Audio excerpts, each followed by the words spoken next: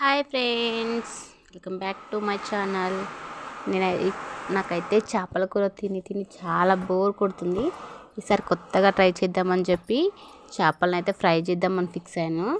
అయితే ఎలా ఫ్రై చేశానో చూడండి మీరు కూడా. చాలా అంటే చాలా టేస్టీగా వచ్చింది.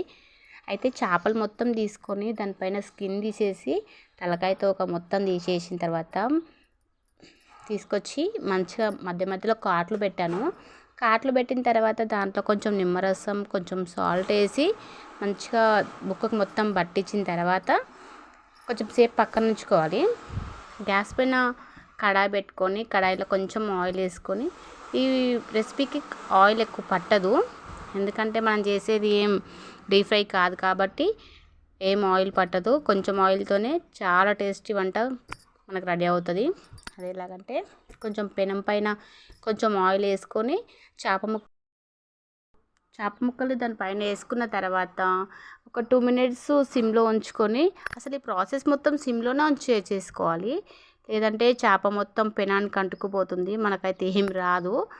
అందుకోసం అనేసి 2 మినిట్స్ చూసుకొని మెల్లమెల్లగా అటు ఇటు చేపను తిప్పుకుంటూ కాల్చుకోవాలి. పెంక పైన కొంచెం సేపు సిమ్లో ఉంచుకున్న తర్వాత మనం అటు ఇటు తిప్పుతూ ఉంటాం కదా, అది తిప్పడం వల్ల చేపకున్న నిమ్మరసం అలాగే సాల్ట్ దానికి మంచిగా పడుతుంది.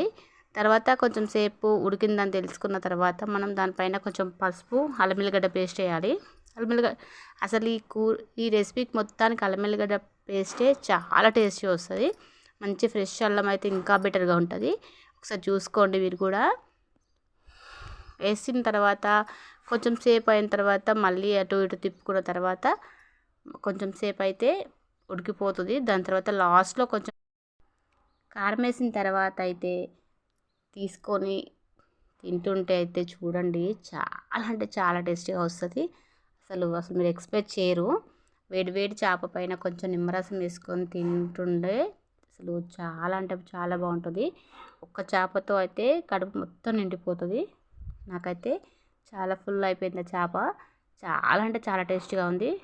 నేను ఎప్పుడైనా చేస్తాను ఇలాంటిది, కాకపోతే ఫుల్ చేప మొత్తం చేయడం ఇదే ఫస్ట్ టైం. అయినా కానీ చాలా టేస్టీగా వచ్చింది. మా ఇంట్లో వాళ్ళు కూడా చాలా టేస్టీగా ఉందని చెప్పారు. మా పిల్లలు కూడా తిన్నారు. Okay friends, bye. మీరు ఎప్పుడైనా ట్రై చేస్తే కామెంట్ చేయండి.